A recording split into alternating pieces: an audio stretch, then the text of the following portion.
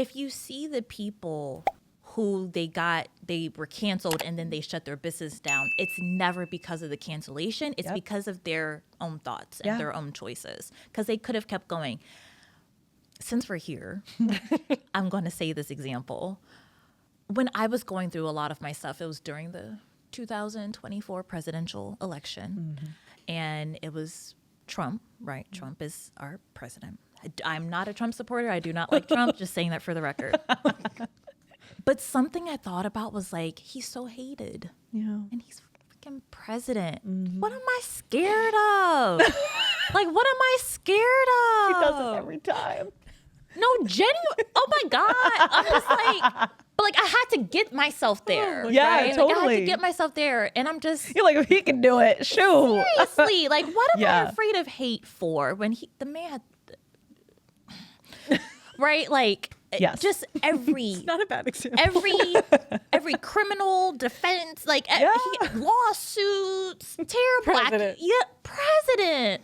What am I genuinely afraid of? Like, I had to get there as well. And that's like the most drastic example that I have to say for my brain, right? Like, that's the most drastic example to be like, but if he's still president, I can deal with some hate and I can still be in business. I've literally said this quote on your podcast before, and I'll say it again. There's a famous comedian that was frequently canceled in his career, and he said, every time I get canceled, I gain a new audience.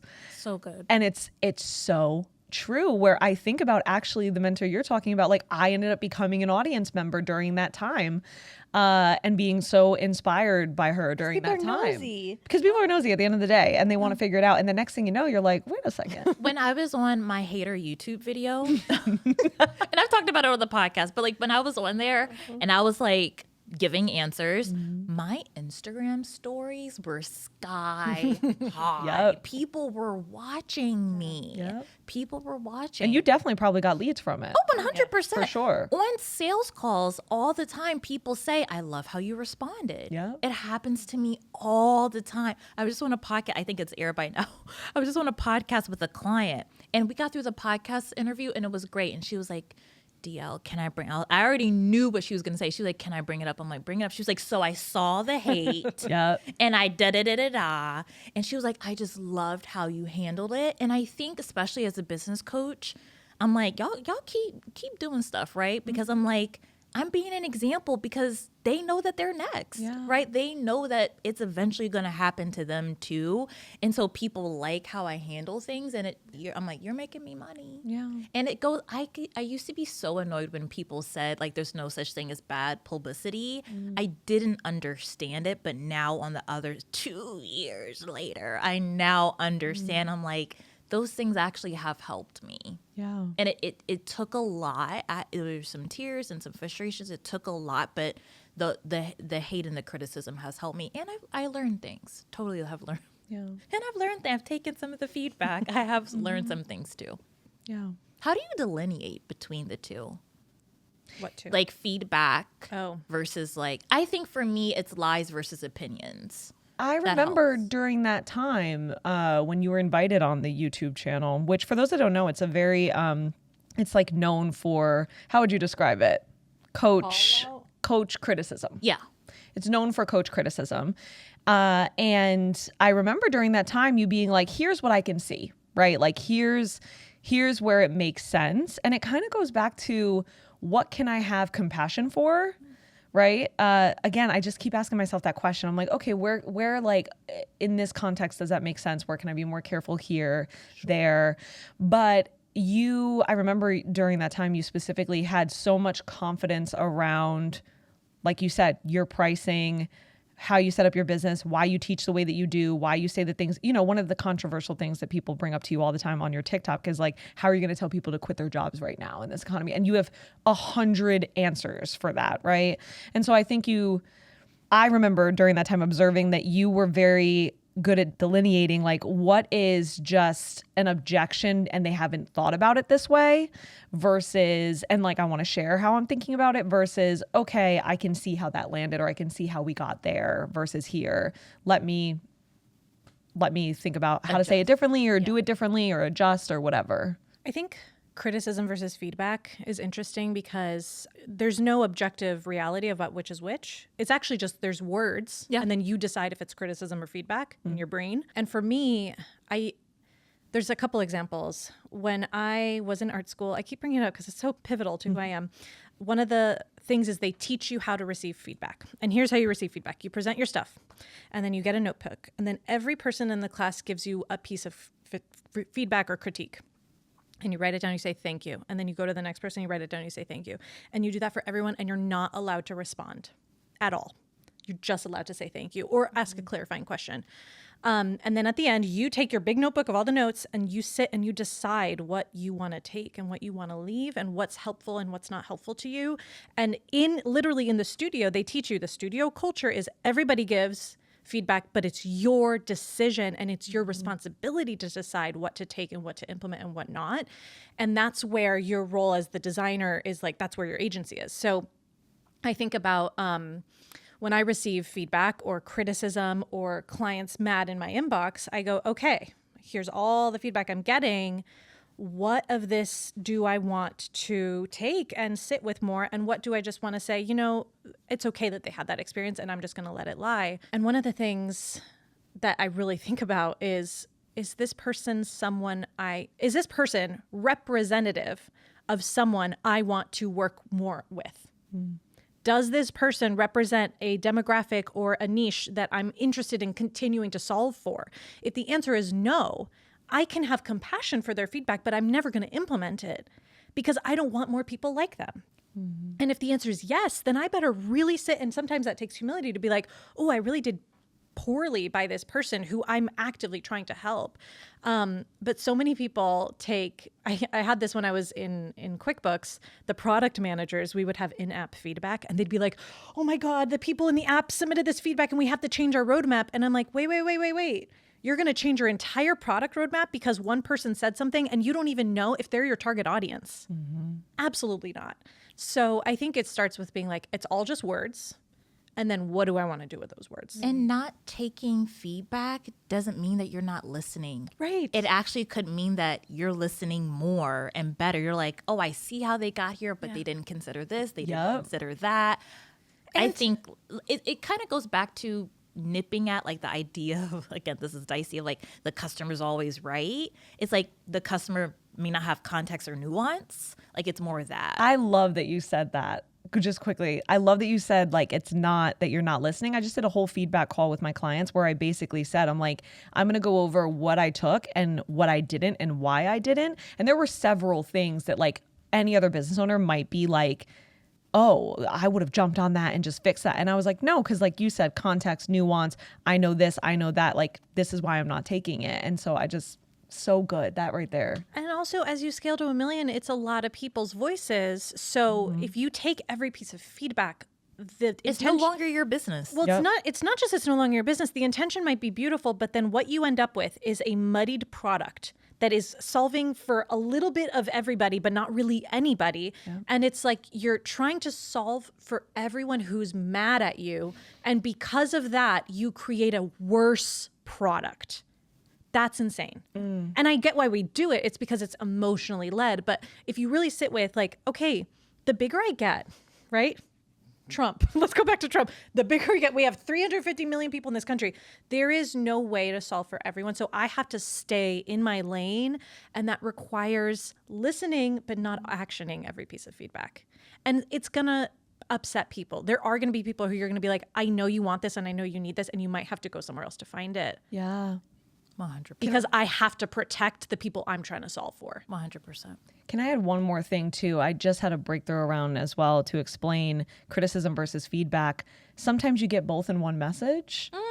And I was thinking about this piece of feedback I got where, to your point about opinions, someone had this whole essay and, there were several personal statements about me and what they didn't like about me and things like that. And throughout it, it was interesting. I was like, okay, like I could easily throw that out and be like, this person's crazy, whatever. But instead I was like, okay, if I were to like strike out all the thoughts that they have about me, what's the actual feedback, right? And I think that sometimes you have to literally just neutralize the criticism to get the feedback as well. And I did that, and it was helpful. I was like, actually, okay, like this is valid.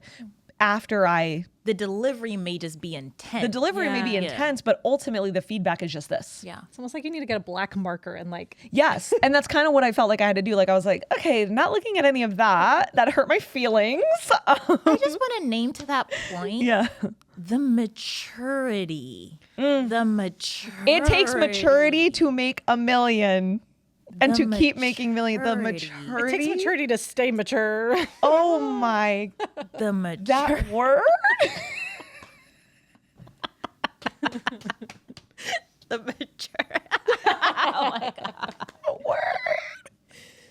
Maturity. Maturity.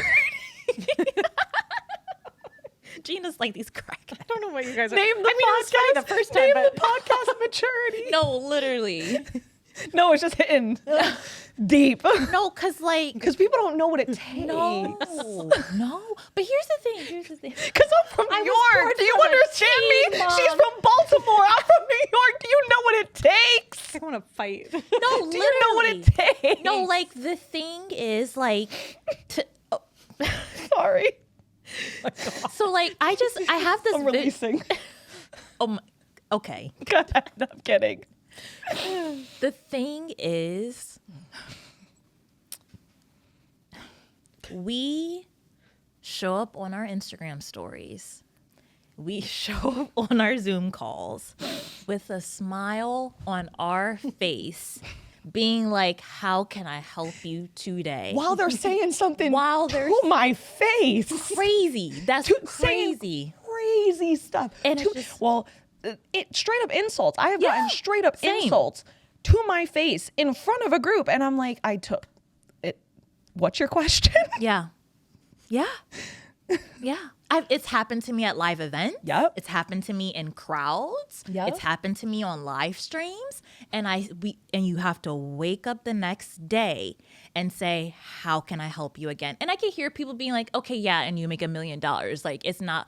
And I'm just like, still. No, I wouldn't have made $1 million if I didn't do that. Exactly. Also, That's your the difference. nervous system doesn't care how much money you make. Your No. nervous Still system is the human. same. Yeah. We're still human. And it takes a lot of maturity. And it takes maturity because also like in the client's defense, because I was thinking, I'm like, some of y'all don't even realize you're doing it. And you probably watching this and you did. Like some of y'all don't even realize that you are saying something out of pocket or like insulting. It was crazy. I was at a New York event with my client, and this client that like honestly caused me to shed a tear. Like I was upset at some of the things they said, and I was talking, but at this point I was getting I got more later. I was getting a little bit of client hate. So I was talking about some of the strategies, and the same client, she was like, people are mad at you?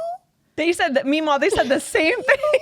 People have made you sad? And I said, yes, so they have. No, I'm like, it was you. Like, right. It was you. Like, people, their awareness of some people is crazy. Yeah. And so it takes maturity to also be like, going back to compassion, like this is just a client that doesn't even realize what they're doing. Exactly. And I'm not going to hold them to that. But yeah, that takes a lot of maturity, and we would not have made $1 million without it. No. There are so many people that literally started to make a lot of money, went out of business because they couldn't handle that, because they didn't have the maturity for it. And you have to build that maturity. It takes building. Yeah. I'm not saying that it's like, you're just born with it. It takes work. Yeah. Changing the subject. It was good. It was good to get out. Gina's like, we're like, I'm ready to stay in my business and y'all can have yours. Actually, this is a good reason why you shouldn't like covet somebody else's business. You don't know. You don't know. You don't know. No. You do not know. Don't. And you're going to copy it bad, and then it's going to be wrong. Don't. Yeah. I think a lot of people are like, where do you go from here? Yeah. Like you made $1 million. What are you thinking about? What are you spending your time on? Where are you going? I am spending my time I'm working on a goal of becoming a top podcaster and a New York Times bestselling author. Why? That's a good question. Number one, I've always wanted to be an author. I just knew that that was a dream of mine in general. But I know that I want a platform that is worldwide, that's global, that can reach more than just entrepreneurs.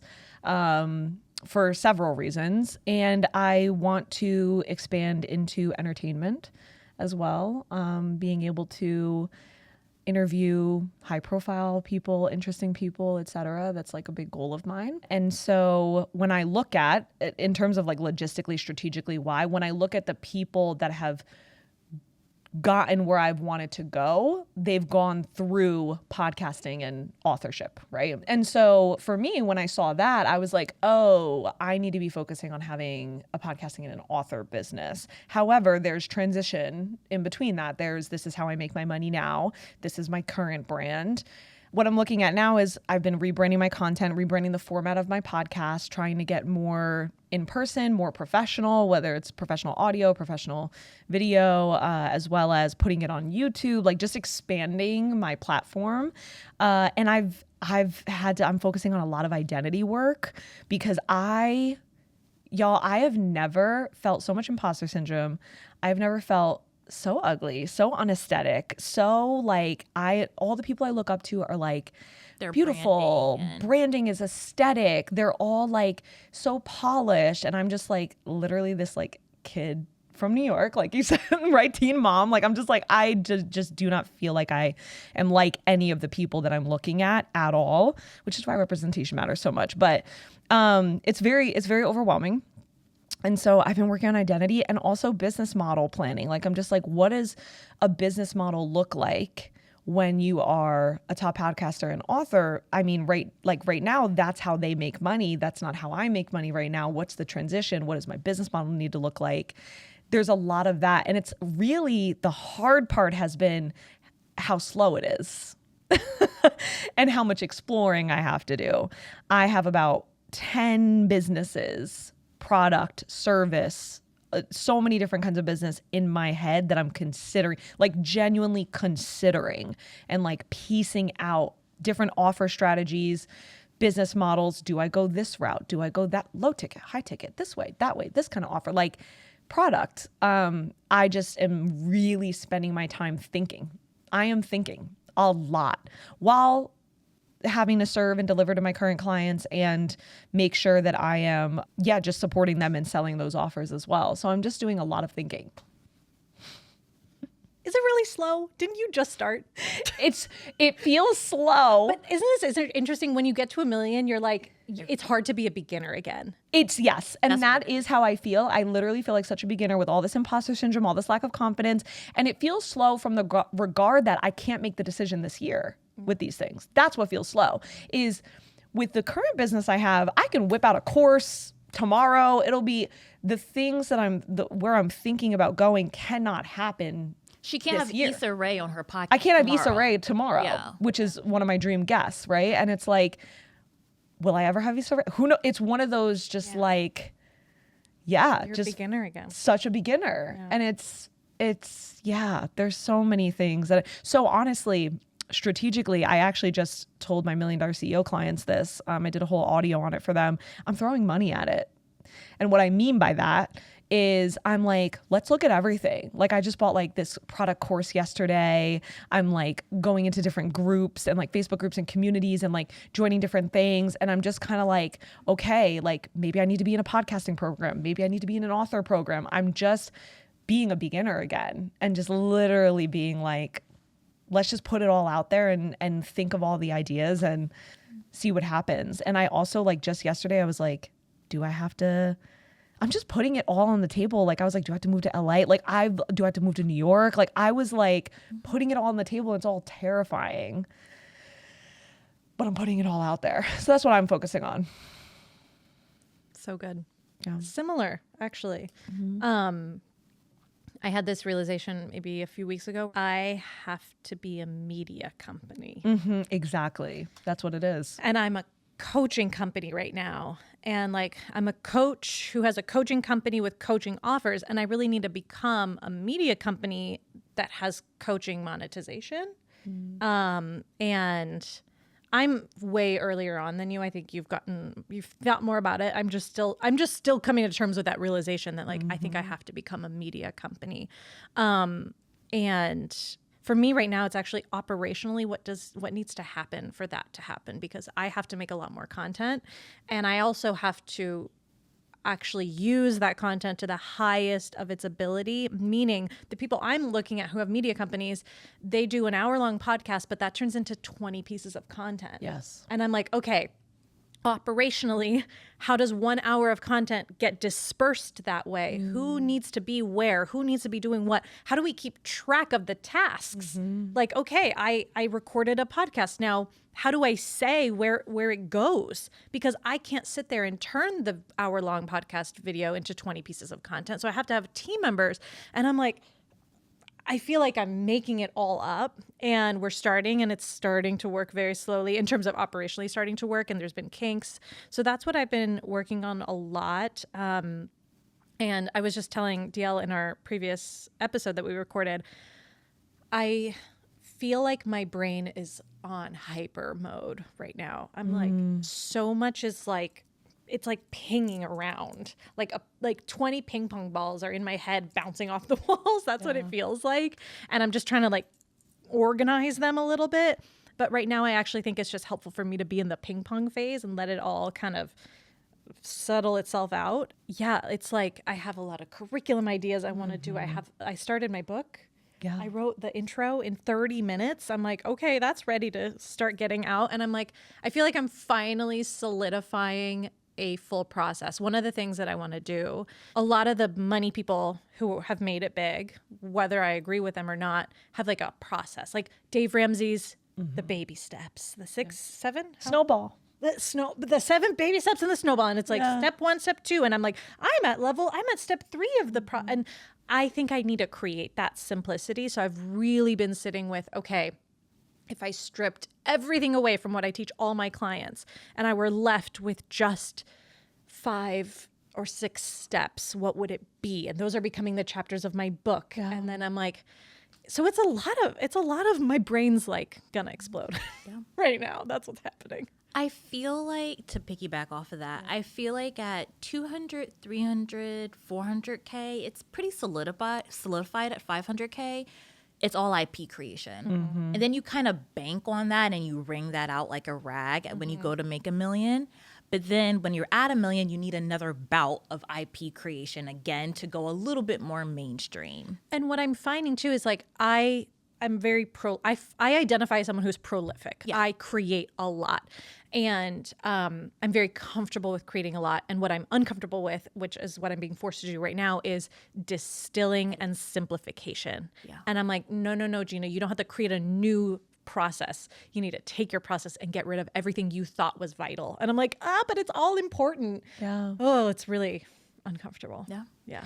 I want to like add a disclaimer because I feel like this is all like so exciting, like cool, and oh my goodness, this and that. And I think that it's important. I just recently said to somebody, because they were like, how do I know whether to like make a pivot and change it all? And I always go back to something that I teach is business brain versus burnout brain. But like in simplest terms, what it is it's like, it will feel like a risk, not relief. So if right now you are like, oh, it would be so relieving and exciting to like dive in, all of us are like, this would change everything about what is successful. I'm scared. I'm going to lose my income. I'm going to like, it does not feel relieving. And I know that sounds so like champagne problems. I get it. I hear myself. But like, I do think that's important to note, because that's been how I've been able to distill it in distinct words with my clients. I've been like, if it feels like this, like, oh, that's exciting. Watch out. Build the business that feels like a risk walking away from. Yeah. Like build that to $1 million and then get here. Yeah. Okay. What about you? What are you doing? What are you doing? Membership. Yeah. Right. Oh man. Talk about scared, right? I've been petrified. I've been so petrified, mainly because I love my 2 offers, right? I love them and they're not going away. But I literally, earlier this year, all of 2024, we're recording this summer of 2025, all of 2024, I talked both of your heads off of like, I think I want to do a membership. I had several objections. I was like, business memberships are terrible, this, that, and the third, and retention and all of this. And I, against my will, birthed a membership because it made sense to do it when I rebranded my business. And it is performing better than any other offer right now. Yeah. And I was like, God damn it. Because I went into it being like, it's an experiment. And I told everyone, it's an experiment. Don't know. I could cancel it in 3 months. I don't know. And then my audience was like, we kind of like this. And I was like, golly, good God. So changing my business model and going with my membership while also keeping my other offers. Something else that I've been going into is I'm a media company and I've actually been working on a lot of those systems so like we can chat. But also like content needs to be a bigger job than I've realized in the past. And I'm so glad I focused on thought leadership, being a great coach, having a great product that I can monetize. I feel like, you know, in regular business world, like I focus on having a really good product and loving my product and being good at my craft.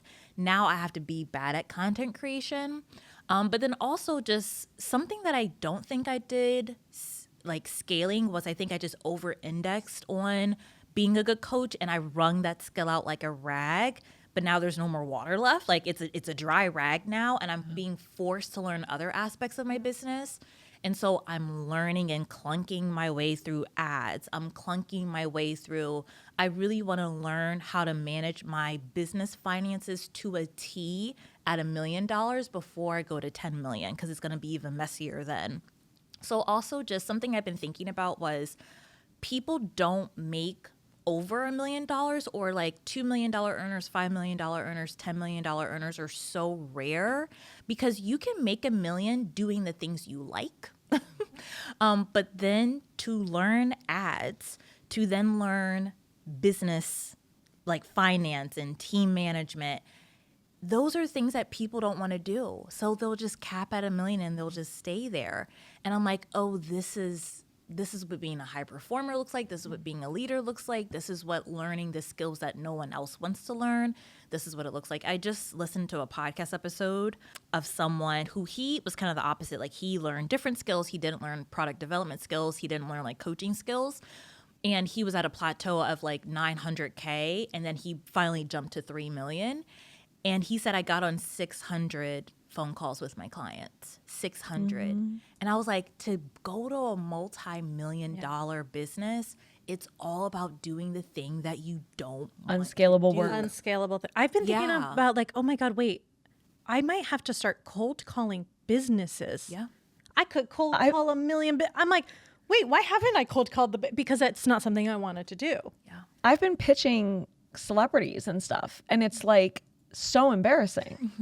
It's so embarrassing. And like pitching influencers, and I'm just like, oh my God. And like being in their DMs and just like trying to build relationships. And like, I'm like, this is so cringe. Like, I don't want to do this. It's so embarrassing. Yeah. But yeah, it's true. Like the things that people don't want to do is. I was just reading an interview with Jane Goodall. You guys know Jane. Yeah.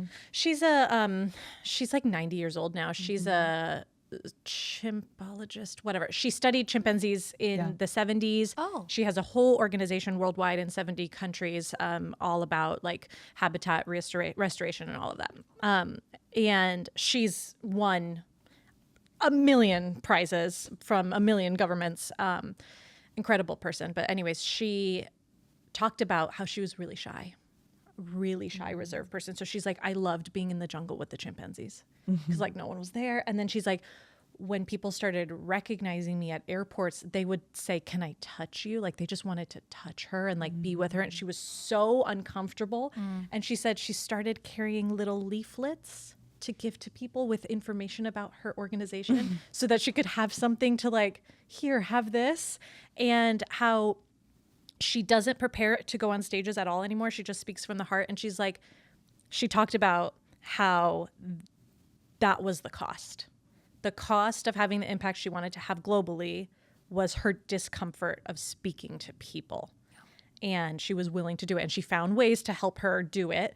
But yeah, that's exactly what we're going through. It's like the cost of having the impact we want to have is discomfort. Can I say something dicey? We've talked about Trump. I think you can hit over. Y'all talk about Trump. Hey, No. Oh my God. No, listen. Okay. You have to make the time. It takes a lot of time out of your day. You're still working. Yeah. Like, I'm just like, yeah, it takes time. As you all were talking, I was thinking about Issa Rae, one of my like dream guests. Like, I love her for so many reasons. She has this masterclass on the Masterclass app, and she talks about DIYing into Hollywood. And she literally talks about all these things that she did that took so much time to like literally DIY into Hollywood. It's like so amazing. And I was thinking about myself, and I was like, oh, there's so much that I could be doing, this, and that, et cetera. And it's like, you gotta make the time. And what you were saying, you have to make the time. You have to make the time to do it. And I think that's the work that people actually don't want to do. It's not even the unscalable work. It's people's thoughts about time that make them not want to do it. And I think like that's what keeps you from multiple millions, fame, all the things, is literally not wanting to spend the time. Well, when people say, I don't have the same, you have the same 24 hours that Beyonce has. And then people are like, well, Beyonce has a whole team and da-da-da-da-da. I'm like, and you think because she has a team, that doesn't mean she's working? Right. I'm like, that's in like, and she's a part of the team. Right. Or I'll look at Gary Vee. That man creates so much. I'm like, he won't stop. And I've had thoughts about, well, he has a whole media team. And I'm like, yeah, but he still has to get on the mic. He has to get on the mic. He has to get on the mic. Yeah. And he has to travel around the world. And he has I'm like, and he's running operations. Also, okay, so he didn't always have a team. I'm also like, so they didn't always have a team. Like how many, I can't stand that. Ooh, don't get me hot. I can't stand when people will be like, well, they have, okay, so then then you get it then. Yeah. So then if that's what you think you need and you want it, then it sounds like you need to work on getting it. Yeah. Is my thing. And then yes, how did they get there? Right. How did they get start with the team? This is such a small example, but I was coaching somebody in my membership and I was talking about TikTok and she was like, but you have the link in bio. Yes. Like you have the link in bio. And I said, she was like, so how can I still get sales in my TikTok and I don't have the link in bio? So I said, so this is going to like change your life. Are you ready? I said, get the 1,000 followers to get the link in bio. Just like how I did. And she literally did it in a week. She went viral. She did it in a week. She was like, oh. And I was like, that's so fascinating that she wanted to say, how can I do it without? And I'm like, just get the thing. Do it. How can I do it without? Yeah. There you go. No. There you go. Yeah. How can why we need to stop at, I even asked myself that. Same. I even asked myself that. How can I do it without having to do this or having to do that? And it's sometimes that's a warranted question. Yeah, sometimes for sure. And sometimes you need that constraint. Yeah. But overall, no, you're going to have to, I've been thinking about that with a book deal. Honestly, I've been looking for anyone to tell me you don't need 100,000 followers to get a book deal, to get a New York Times specifically, because you don't need it for just any old book deal. I've been looking for anyone, literally anyone. And then I'm just like, versus just, I could have been doing the things that I need to do to get the 100,000 followers to get my dream. Well, it kind of, my dream, my life dream since I was a child, since I was a baby. It goes back to Gary Vee, right? His whole thing is like his dream is to buy the New York Jets. Is that? I think it's the Jets. Yeah. Yeah. And like people have asked him, well, like how long is it going to take? And he's like, well, I think it's going to take me about 25 years. And they're like, oh my God, how are you going to wait that long? And he's like, to own the Jets? He's like, how is it going to be excruciating to get my dreams since childhood as an immigrant? Literally. Like, I'll wait the 25 years. It's fine. Right. And like, yeah, we do that with the time put in too. Like, I'll put in the time. It's fine to get my dream. Yeah.